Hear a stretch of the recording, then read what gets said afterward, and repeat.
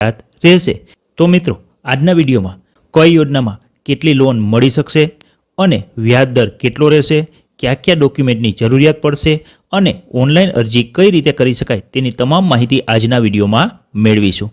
વિડીયોની શરૂઆત કરીએ તે પહેલાં વિડીયોને લાઇક અને શેર કરી દેજો। ચેનલમાં નવા હોય તો ચેનલને સબસ્ક્રાઇબ કરી દેજો। તો ચાલો મિત્રો, વિડીયોની શરૂઆત કરીએ।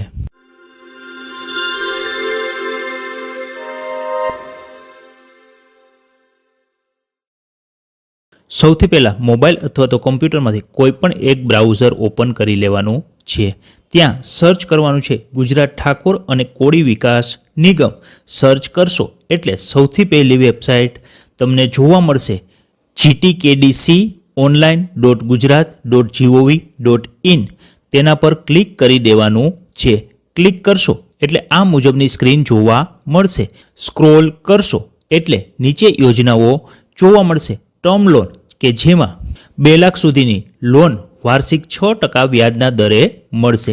એજ્યુકેશન લોન યોજના છે કે જેમાં 15 લાખ સુધીની લોન મળશે, જેમાં વિદ્યાર્થીઓ માટે વાર્ષિક 4% અને વિદ્યાર્થીનીઓ માટે વાર્ષિક 3.50% વ્યાજ દર રહેશે।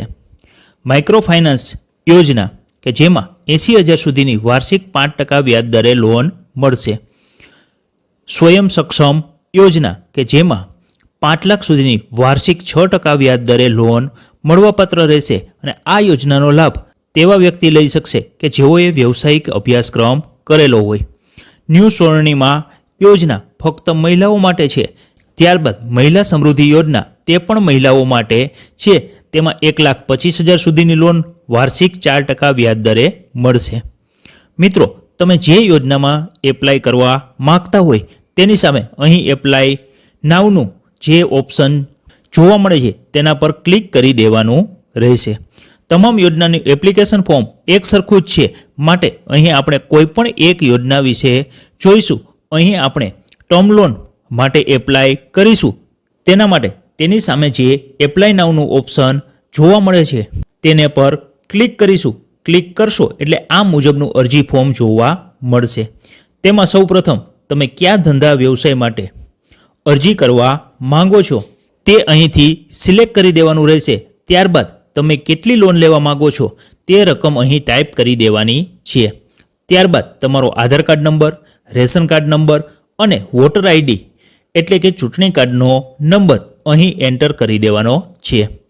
તમારું પૂરું નામ અહીં ટાઈપ કરી દેવાનું છે, જેમાં પ્રથમ ખાનામાં તમારી અટક, બીજા ખાનામાં તમારું નામ અને છેલ્લા ખાનામાં પતિ અથવા તો પિતાનું નામ ટાઈપ કરી દેવાનું છે। અહીં તમારું પૂરું સરનામું લખવાનું રહેશે। ગામ, શહેરનું નામ, જિલ્લો અને તાલુકો અહીંથી સિલેક્ટ કરી દેવાનો છે અને તમારો પિનકોડ નંબર જે હોય તે અહીં ટાઈપ કરી દેવાનો રહેશે। જન્મ તારીખ એન્ટર કરી દેવાની છે। જન્મ તારીખ એન્ટર કરશો એટલે તમારી ઉંમર અહીં ઓટોમેટિક ફિલ થઈ જશે। અહીં તમારી જાતિ સિલેક્ટ કરવાની છે। ત્યારબાદ પેટા જાતિ સિલેક્ટ કરી દેવાની રહેશે। તમારો મોબાઈલ નંબર ટાઈપ કરી દેવાનો છે। ત્યારબાદ અહીં તમારું ઈમેલ આઈડી ટાઈપ કરી દેવાનું રહેશે। અહીં જેન્ડર સિલેક્ટ કરી દેવાનું છે, મેલ કે ફિમેલ। મેરિટલ સ્ટેટસમાં પરણિત હોય તો યસ પર ક્લિક કરવાનું છે અને અપરિણિત હોય તો નો પર ક્લિક કરી દેવાનું છે। અરજદાર વિધવા હોય તો યસ અને વિધવા ન હોય તો નો પર ક્લિક કરી દેવાનું રહેશે। મિત્રો, અહીં જો અરજદાર હેન્ડીકેપ હોય તો યસ પર ક્લિક કરીશું અને હેન્ડીકેપ ન હોય તો નો પર ક્લિક કરીશું। ત્યારબાદ જો અરજદાર બીપીએલ યાદીમાં સમાવેશ થતો હોય તો યસ પર ક્લિક કરીશું, નહીતર નો પર ક્લિક કરી દેવાનું છે। અને જો બીપીએલ યાદીમાં સમાવેશ થતો હોય તો બીપીએલ કાર્ડ નંબર અહીં એન્ટર કરી દેવાનો છે। ત્યારબાદ અરજદારની વાર્ષિક આવક એન્ટર કરી દેવાની છે, જે 3 લાખથી વધારે હોવી જોઈએ નહીં। આવકના દાખલાનો નંબર અને તારીખ અહીં એન્ટર કરી દેવાની છે। જો અરજદારના કુટુંબમાંથી કોઈ પણ વ્યક્તિ સરકારી નોકરી કરતું હોય તો યસ પર ક્લિક કરીશું અને તેની વિગત અહીં આપવાની છે અને સરકારી નોકરીમાં કોઈ વ્યક્તિ ના હોય તો નો પર ક્લિક કરી દેવાનું છે। ત્યારબાદ અરજદારની શૈક્ષણિક લાયકાતની વિગતો અહીં આપવાની રહેશે। જે લાગુ પડતું હોય તેના પર ક્લિક કરી દેવાનું રહેશે। ત્યારબાદ અરજદારના મિલકતનું વર્ણન આવશે। તેમાં તમારા મિલકતની વિગતો અહીં ભરી દેવાની રહેશે। ત્યારબાદ અરજદારે નિગમ પાસેથી અથવા તો અન્ય સરકારી નિગમ કે બેંક પાસેથી લોન લીધેલી હોય તો તેની વિગતો અહીં આપવાની રહેશે અને લોન ન લીધેલી હોય તો નો પર ક્લિક કરી દેવાનું રહેશે. ત્યારબાદ બેંક એકાઉન્ટની ડિટેલ આવશે તે ધ્યાનથી વ્યવસ્થિત રીતે ભરવાની રહેશે, જેમાં તમારા ખાતા નંબર, તમારી બેંકનું નામ, તમારી બેંકની બ્રાન્ચનું નામ, તમારી બેંકની પાસબુક મુજબનું નામ અહીં ટાઈપ કરી દેવાનું રહેશે. ત્યારબાદ કયા પ્રકારનું ખાતું છે, સેવિંગ કે કરંટ, તે અહીંથી સિલેક્ટ કરી દેવાનું છે. બેંક માયકર કોડ અને બેંક આઈએફએસસી કોડ અહીં એન્ટર કરી દેવાનો છે, જે તમારી પાસબુકમાંથી મળી જશે. ત્યારબાદ અહીં કેટલીક સૂચનાઓ જોવા મળશે તે વાંચી લેવાની છે અને કેપ્ચા ટાઈપ કરી સબમિટ પર ક્લિક કરી દેવાનું રહેશે. સબમિટ પર ક્લિક કરશો એટલે આ મુજબનો મેસેજ આવી જશે, જેમાં તમારી એપ્લિકેશનનો કન્ફર્મેશન નંબર અહીં જોવા મળશે તે વ્યવસ્થિત જગ્યાએ લખી લેવાનો છે.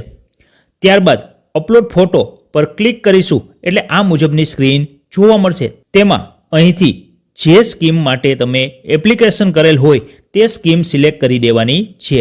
ત્યારબાદ કન્ફર્મેશન નંબર અને જન્મ તારીખ એન્ટર કરી કેપ્ચા એન્ટર કરી દેવાના છે. ત્યારબાદ સબમિટ પર ક્લિક કરી દેવાનું રહેશે. એટલે અહીં ફોટો અને સિગ્નેચર જેપીઈજી ફોર્મેટમાં 15 KB થી 3 MB સુધીની સાઇઝમાં અપલોડ કરી દેવાની છે. ત્યારબાદ સેવ ફોટો એન્ડ સિગ્નેચર પર ક્લિક કરી દેવાનું રહેશે. ક્લિક કરશો એટલે આ મુજબની સ્ક્રીન ફરી જોવા મળશે. ત્યારબાદ અપલોડ ડોક્યુમેન્ટ પર ક્લિક કરી દેવાનું છે. તેમાં આગળ મુજબ જે ડિટેલ ફિલ કરી હતી તે ફિલ કરી સબમિટ પર ક્લિક કરી દેવાનું રહેશે. ડિટેલ ફિલ કરી સબમિટ પર ક્લિક કરશો એટલે આ મુજબની સ્ક્રીન જોવા મળશે. તેમાં તમારા ડોક્યુમેન્ટ સ્કેન કરી અપલોડ કરવાના રહેશે, જેમાં જ્ઞાતિનો દાખલો, આવકનો દાખલો, સ્કૂલ લિવિંગ સર્ટી, આધાર કાર્ડ, રેશન કાર્ડ, બીપીએલ યાદીમાં નામ હોય તો બીપીએલનો દાખલો, અનુભવનું પ્રમાણપત્ર, કોટેશન, વેરા પહોંચ, આ તમામ ડોક્યુમેન્ટ અપલોડ કરી દેવાના છે. અપલોડ કરી સેવ પર ક્લિક કરી દેવાનું રહેશે. સેવ પર ક્લિક કરશો એટલે ફરી આ મુજબની સ્ક્રીન જોવા મળશે.